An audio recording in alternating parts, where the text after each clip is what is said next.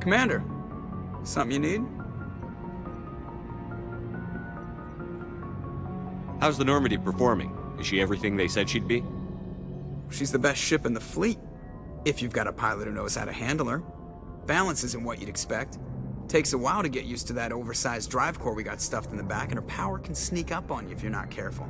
The Normandy's probably too much ship for your average Alliance pilot, Commander. Lucky for you, I'm anything but average. I like to know my crew. Mind if I ask you a few questions? I can see where this is going. You did a background check on me, didn't you? Well, I'll tell you the same thing I told the captain. You want me as your pilot. I'm not good. I'm not even great. I am the best damn helmsman in the Alliance fleet. Top of my class in flight school, I earned that. All those commendations in my file, I earned every single one. Those weren't given to me as charity for my disease. I'm sorry, Joker. I didn't even know you were sick. You mean you didn't know? Oh, crap.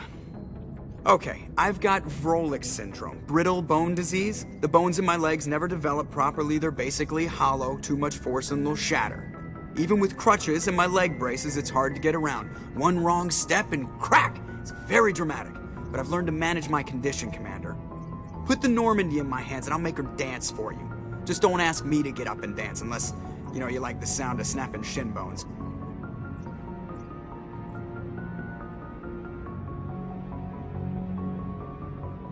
Why does everyone call you Joker?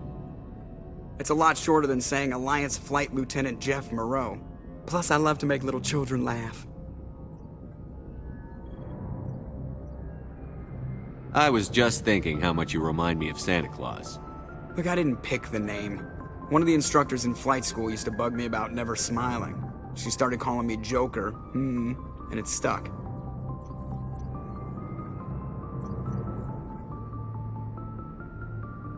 Why didn't you ever smile? Hey, I worked my ass off in flight school, Commander. The world's not gonna hand you anything if you go around grinning like an idiot. By the end of the year, I was the best pilot in the academy, even better than the instructors, and everybody knew it. They'd all got their asses kicked by the sickly kid with the creaky little legs. One guess who was smiling at graduation?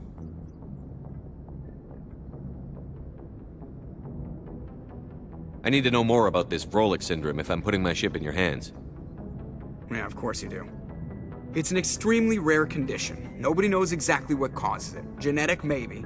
It's treatable, but there's no cure. They classify my case as moderate to severe. I was born with over a dozen fractures, hip, thighs, ankles. My bones were already breaking in the womb. 100 years ago, I wouldn't have survived past my first year.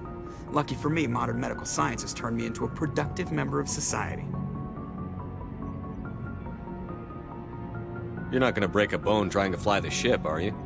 I don't fly with my feet, Commander, so I'm fine as long as I'm in this chair. I gotta be real careful when I get up to take a piss, though. I can do my job as well as anyone on the ship. Better, actually. So don't worry about it. I have to go. All right, see ya.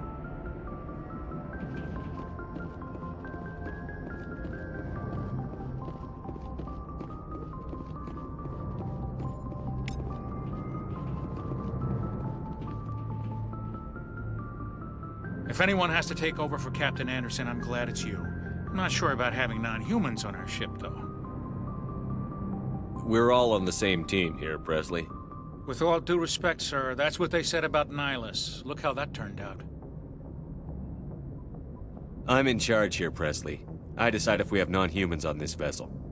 Yes, sir. Understood, sir. Speak freely, Presley. I want to know if you have a problem with non-humans. It's not that, Commander.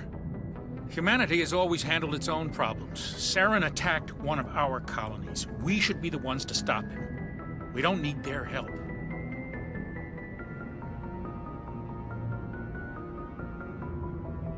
Some people think asking for help is a sign of weakness. That's just being stupid and stubborn. No matter how strong you are, allies can make you stronger. I guess so. Maybe I'm just stuck in the old ways of thinking. But don't worry, Commander, this won't be a problem.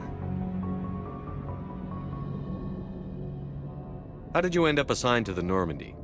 I signed up with the Alliance as a navigator right out of school, following in my grandfather's footsteps, I guess. My first posting was on the Agincourt. We were one of the first reinforcements to arrive at Elysium after the Blitz hit. Those raiders were no match for an Alliance frigate. Of course, the only reason the colony was still standing was because of you, Commander. I can't believe you held out as long as you did. How'd you end up on the Normandy? I got my officer's commission after Elysium. Must have made an impression on the right people. Captain asked for me when he was picking his crew. Carry on, Presley. Yes, sir.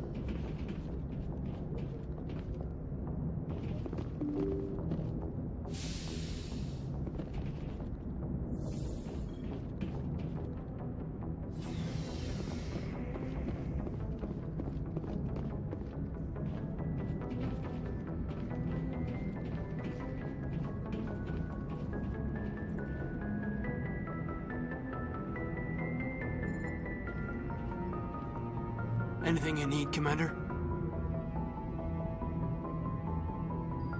Just trying to get a sense of where the crew's at. Thoughts? I've wasted enough of your time for now, Commander. We'll have time for personal debriefings later. What's your opinion on the last mission? I don't see how we could have done things any better. At least not without getting to Eden Prime sooner. And we were on the scene faster than any other Alliance ship could have been. We'll talk another time, Lieutenant. Commander?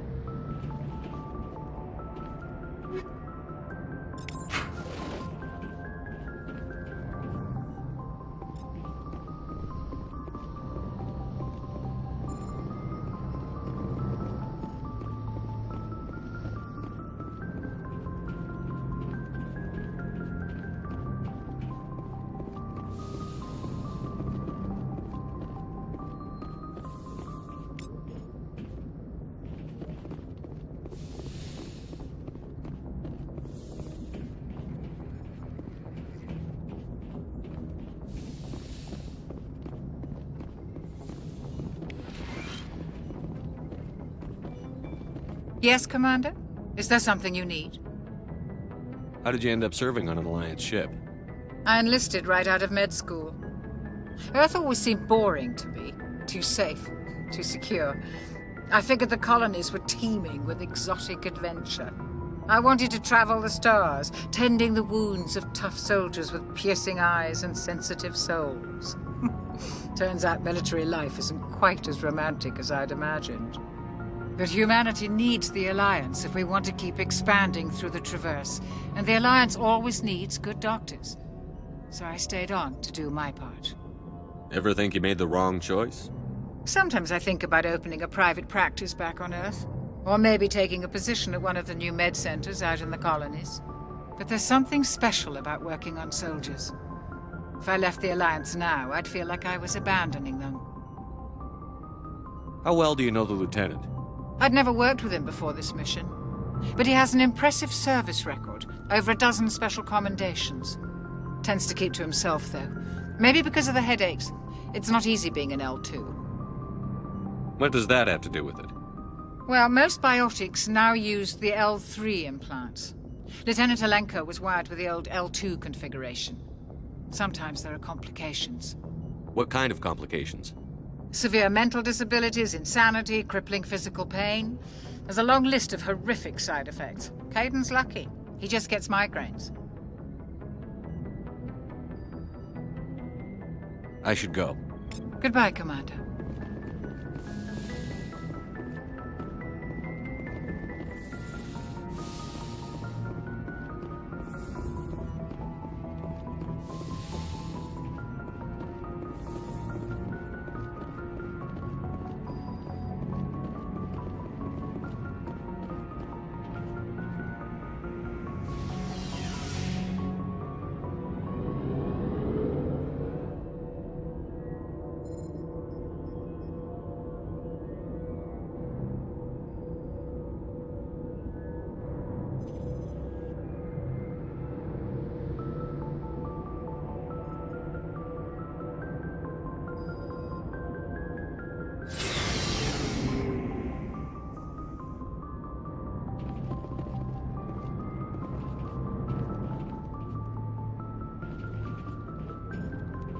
nice ship you've got, Shepard. What can I do for you? What's your story, Rex? There's no story. Go ask the Quarian if you want stories. You Krogan live for centuries. Don't tell me you haven't had a few interesting adventures. Well, there was this one time the Turians almost wiped out our entire race. That was fun. I heard about that. You know, they almost did the same to us. It's not the same. It seems pretty much the same to me. So your people were infected with a genetic mutation? An infection that makes only a few in 1,000 children survive birth?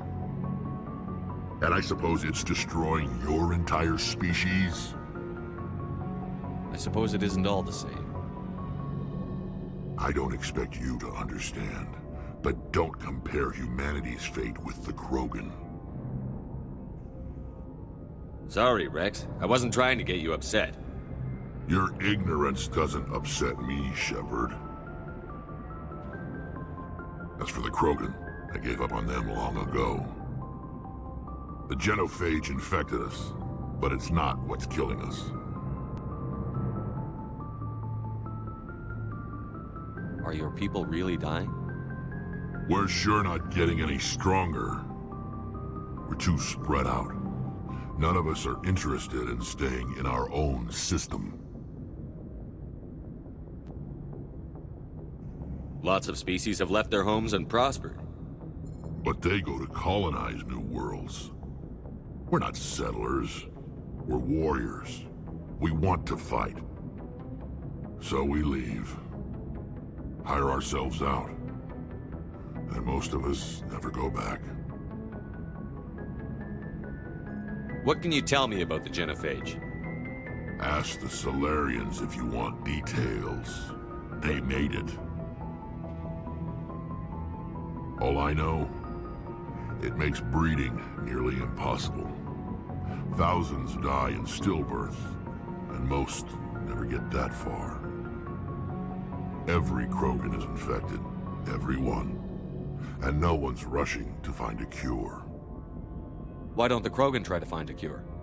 When was the last time you saw a Krogan scientist? You ask a Krogan, would he rather find a cure for the genophage or fight for credits? He'll choose fighting every time. It's just who we are, Shepard. I can't change that. Nobody can. So long, Rex. Shepard.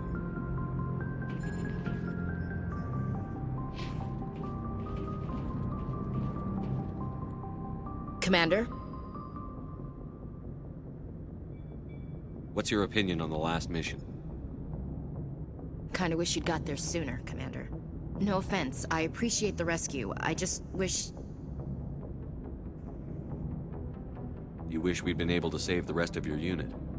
Yes, sir. If I had been more alert, we wouldn't have been cut down by an ambush.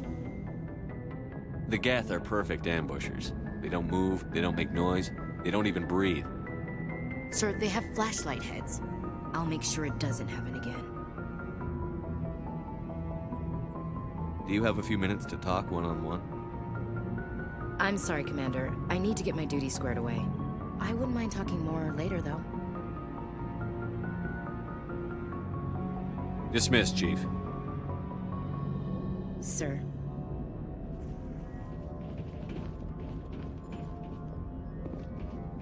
Thanks for bringing me on board, Commander. I knew working with the Spectre would be better than life at CSEC. Have you worked with a Spectre before? Well, no, but I know what they're like. Spectres make their own rules. You're free to handle things your way. At CSEC, you're buried by rules. The damn bureaucrats are always on your back. For the most part, the rules are there for a reason. Maybe. But sometimes it feels like the rules are only there to stop me from doing my work. If I'm trying to take down a suspect, it shouldn't matter how I do it, as long as I do it. But CSEC wants it done their way. Protocol and procedure come first. That's why I left.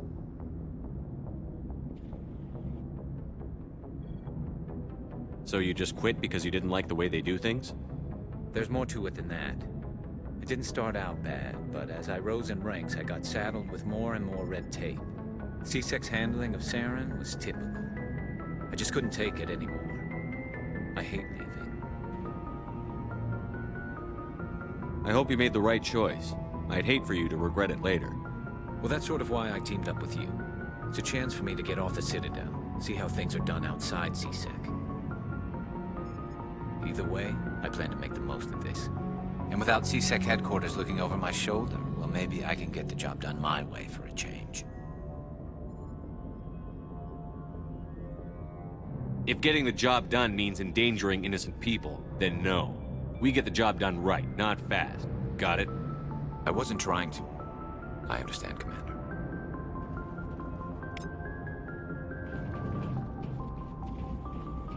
Hey, Commander. Looking for some extra supplies before you head out?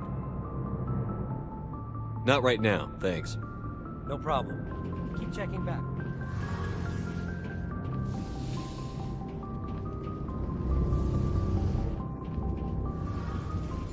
Hey, Commander, you know that Quarian, Tally? She's been spending all her time down here asking me about our engines. I'll tell her to leave you alone. What? No, she's amazing. I wish my guys were half as smart as she is. Give her a month on board and she'll know more about our engines than I do. She's got a real knack for technology, that one. I can see why you wanted her to come along. I figured she'd be a real asset to the team. You got an eye for Tally, Commander, but I'm guessing that's not why you came down here. Fill me in on the IES stealth systems. How does it work exactly? You can't hide a ship out in space. They emit too much heat and radiation. Too easy for sensors to pick them up, unless you find a way to capture those emissions. So our stealth systems trap the energy we give off in storage sinks built into the ship itself. No emissions to give away our location. Eventually the sinks have to be vented. More than a few hours silent running and they overheat. Cook us inside our own hull.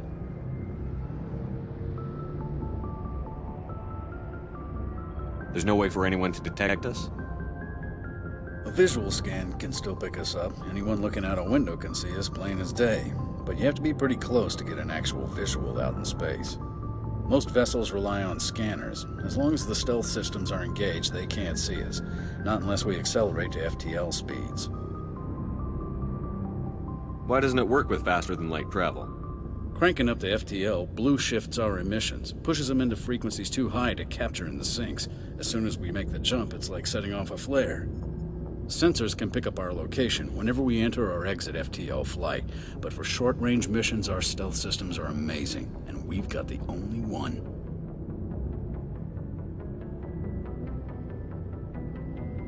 Where else have you served, Adams? If you name a class of Alliance ship, I've probably served on it. Everything from dreadnoughts and carriers right down to frigates like the Normandy. My last assignment was on the Tokyo, only a cruiser, but she was a good ship. Couldn't hold a candle to the Normandy, though. I want to know more about the Normandy. She's the best ship I've ever served on. Probably the fastest vessel ever designed. And she's the only one using the new Tantalus drive core. What's so special about the Tantalus drive core? Proportionally, it's about twice the size of any other vessel. Not only are we faster, but we can run at FTL speeds longer before we have to discharge the core. Carry on, Adams. Aye, aye, Commander. Your ship's amazing, Shepard. I've never seen a drive core like this before. I can't believe you were able to fit it into a ship this small. I'm starting to understand why you humans have been so successful. I had no idea Alliance vessels were so advanced. The Normandy's a prototype. Cutting-edge technology. A month ago, I was patching a makeshift fuel line into a converted tug ship in the flotilla. Now, I'm sitting on board one of the most advanced vessels in Citadel space. I have to thank you again for bringing me along. Traveling on a vessel like this is a dream come true for me. I had no idea you found ship technology so interesting. It comes with being a Quarian. The migrant fleet is the key to the survival of my people. Ships are our most valuable resource. But we don't have anything like this. We make do with cast-offs and second-hand equipment. We just try to keep them running for as long as we can. Some of the fleet's larger vessels date all the way back to our original flight from the Geth. I can't believe your fleet's still using ships that are 3 centuries old. They're constantly being repaired, modified, and refitted. They aren't pretty, but they work. Mostly.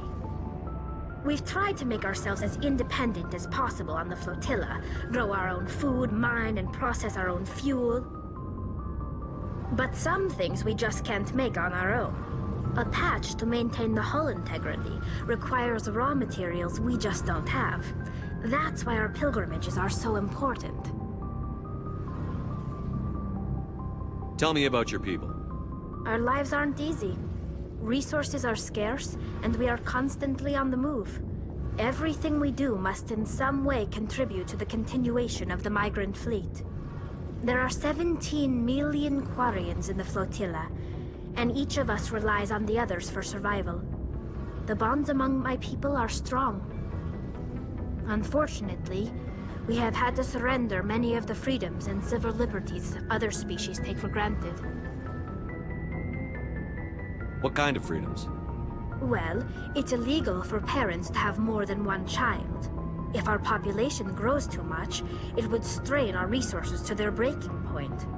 Of course, we also can't allow our numbers to become too few. If our population is in decline, the rule against single births is temporarily repealed. In extreme cases of population decline, incentives are even offered to encourage multiple births, though the Conclave hasn't had to take such measures in nearly a century.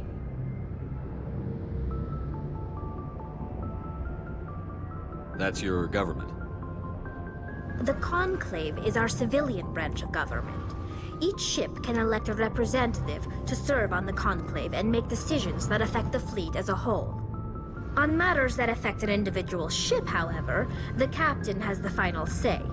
It's a tradition that dates back to the early days, when the fleet was governed by martial law. Fortunately, most captains nowadays are smart enough to have an elected council from their crew to give them advice and guidance. So the ultimate power rests with elected officials. In practice, the Conclave and the respective council for each ship tend to set the rules that govern our daily lives. But in theory, we are still under military jurisdiction. The 5 top-ranking military officials in the fleet serve on the Admiralty Board. These 5 have the power to overrule any decision by the Conclave in case of emergency. To do so requires unanimous agreement among the Admiralty, and they can only do this once. After that, the entire board must resign their posts. It's a safeguard that served us well. In nearly 3 centuries, the Admiralty Board has only overruled the Conclave 4 times. I want to know more about the Geth. I doubt I can tell you anything you don't already know. It's been almost 3 centuries since they drove my people into exile. All I know is the story of their origins, what they were when we created them, and how they turned on us. Interesting. The Geth were originally created to serve as an automated manual labor force. Initially, their intelligence was as limited as any VI. Over time, we made small modifications to their programming to allow them to perform more varied and complex tasks, bringing them closer and closer to true AI status.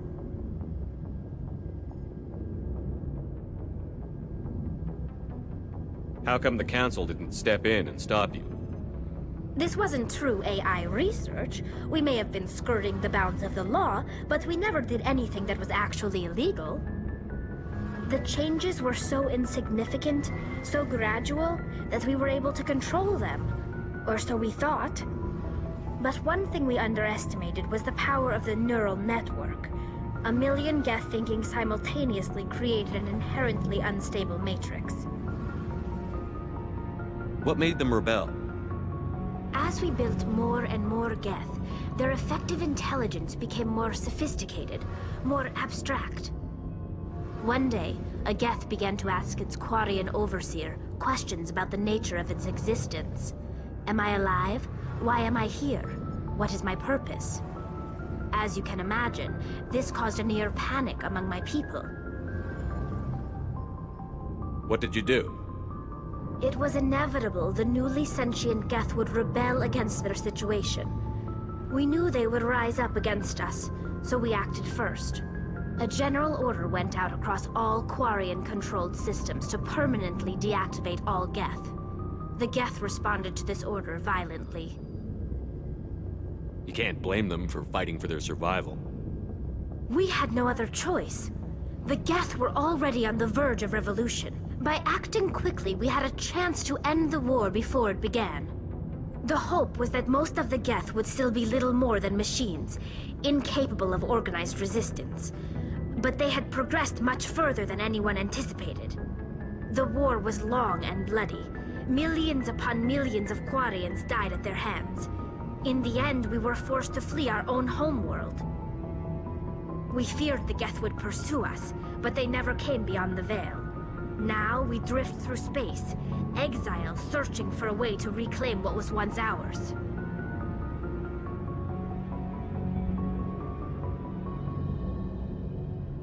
It's hard to feel sorry for you. Your ancestors tried to wipe out another species. We made a mistake when we created the Geth in the first place, but we did not make a mistake when we went to war against them. If we had not acted, they would have wiped us out. They're a synthetic life form. They have no use for organics. None. Why do you think they cut themselves off from the rest of the galaxy? Why do you think they've killed every organic being who's ever tried to contact them? I didn't mean to offend you. I'm sorry. I didn't mean to get so worked up. Most Quarians tend to have pretty strong opinions about the Geth. I want to know more about the pilgrimage. When my people reach maturity, we leave our birth ships and seek acceptance with a new crew. It's necessary to maintain genetic diversity among the fleet. But no ship wants to accept someone who will be a burden on them. So, to prove our worth, we embark on a pilgrimage. We set out alone, leaving the flotilla and our families behind us. We only return once we have found something of value we can bring back to the fleet. This is presented as a gift to the captain of the respective ship we wish to join. If the gift is accepted, we are welcomed into the crew. Can a captain choose to reject the gift? That doesn't happen often. Most captains are eager to increase the size of their crew. It increases their own standing in our society. Even when a gift is not particularly valuable, the captain usually accepts it out of a sense of tradition. However, there is a stigma to presenting a substandard gift. It's not the best way to make a good impression on a new community. Most pilgrims don't return until they find something worthwhile.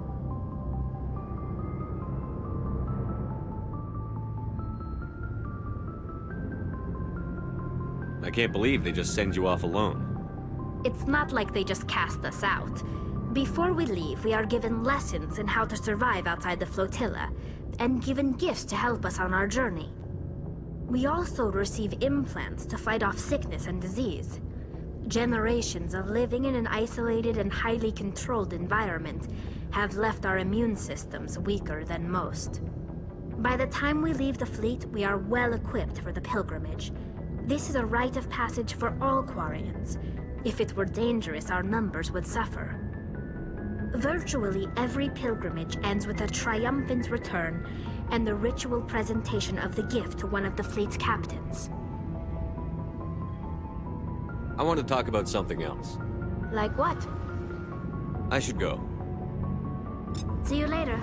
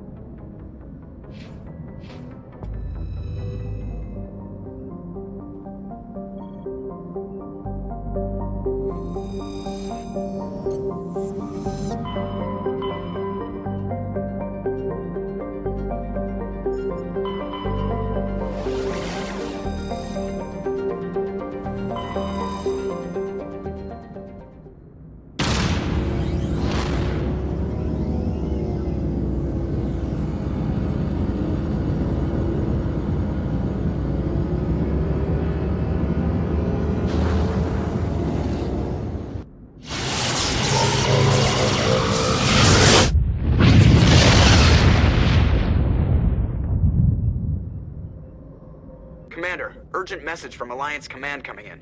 I'll patch it through. Shepard, this is Admiral Hackett from Alliance Command. We've got a situation here, and you're the only one that can handle it. What do you need, Admiral? There's an Alliance training ground where we test weapons and technology in live-fire simulations. One of the VIs we use to simulate enemy tactics in the drills is no longer responding to our override commands. It's gone rogue. How many casualties so far? 17 Marines were killed in the simulation exercises before we realized what had happened. That's when we contacted you. VI support is critical to our military success. They process thousands of status reports and react in nanoseconds. No human can do that. But as advanced as this thing is at military strategy, it's still just a VI. It's not self-aware, and it's completely disengaged from any networks. That's where you come in. We need you to fight your way through the training ground of the VI core and manually disable it. Can't you disable it remotely? Our fail-safes aren't responding. The VI operates on a closed network. It can't affect any external systems, but we don't have any direct access to its processes. We could bomb it from orbit, but the damage to the facility would be catastrophic. We'd prefer to have someone shut down the core. Someone like you. I know Spectres answer the Council, but you're still human. You're still part of the Alliance military, and right now we need you. The VI controls all the facility's weapons, drones, and automated defenses. You're the only one that can pull this off, Shepard. Good luck.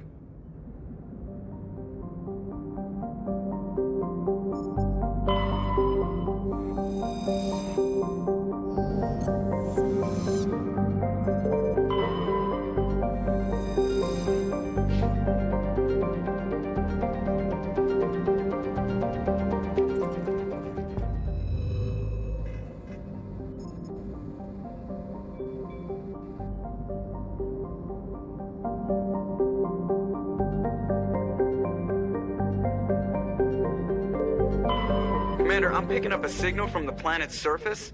It looks like an automated distress beacon.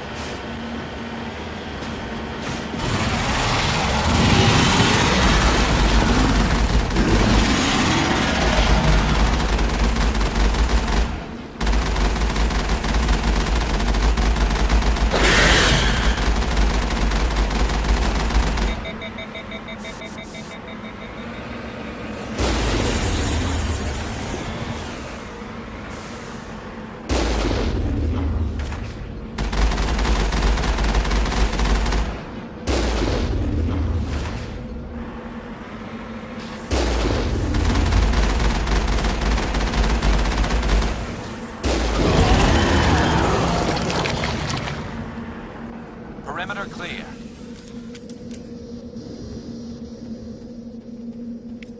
Alliance soldiers. Looks like they were lured here by the distress beacon.